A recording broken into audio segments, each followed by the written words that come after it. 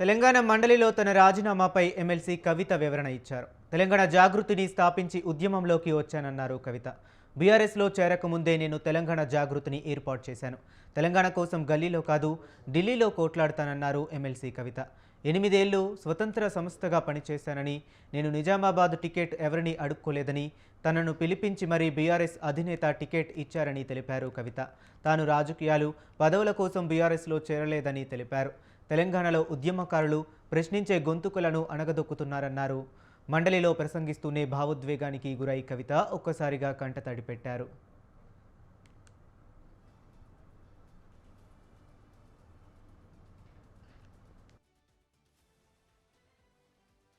నాకు ఇచ్చినటువంటి బాధ్యతను నేను నిర్వహించడానికి అదే బీఆర్ఎస్ పార్టీ నుంచి నాకు అనేకమైనటువంటి కట్టుబాట్లు ఎదురవుతూ ఉన్నాయి. కాబట్టి ఆ పార్టీ ద్వారా సంక్రమించినటువంటి పదవిని పెట్టుకోవడం అన్నది నైతికత కాదు. కాబట్టి ఆ పార్టీ ఇచ్చినటువంటి పదవికి రాజీనామా చేయాలని చెప్పి నిర్ణయం తీసుకున్నాను అధ్యక్ష.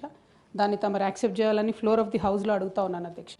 అదేవిధంగా అధ్యక్ష, తమరికి తెలుసు అధ్యక్ష, నేను గత 20 సంవత్సరాలుగా ప్రజా జీవితంలో ఉన్నటువంటి వ్యక్తిని.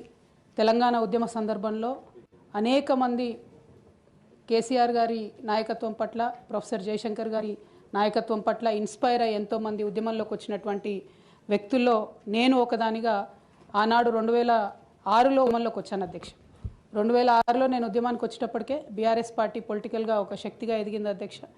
ఆనాటికే యూనియన్ క్యాబినెట్ మినిస్టర్గా కేసీఆర్ గారు కూడా ఉన్నారు.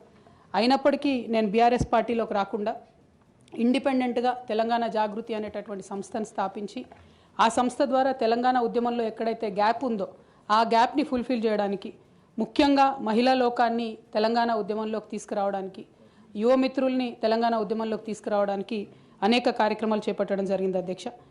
నాకు ఇచ్చినటువంటి బాధ్యతను నేను నిర్వహించడానికి అదే బీఆర్ఎస్ పార్టీ నుంచి నాకు అనేకమైనటువంటి కట్టుబాట్లు ఎదురవుతూ ఉన్నాయి. కాబట్టి ఆ పార్టీ ద్వారా సంక్రమించినటువంటి పదవిని పెట్టుకోవడం అన్నది నైతికత కాదు. కాబట్టి ఆ పార్టీ ఇచ్చినటువంటి పదవికి రాజీనామా చేయాలని చెప్పి నిర్ణయం తీసుకున్నాను అధ్యక్ష. దాన్ని తమరు యాక్సెప్ట్ చేయాలని ఫ్లోర్ ఆఫ్ ది హౌస్లో అడుగుతా ఉన్నాను అధ్యక్ష.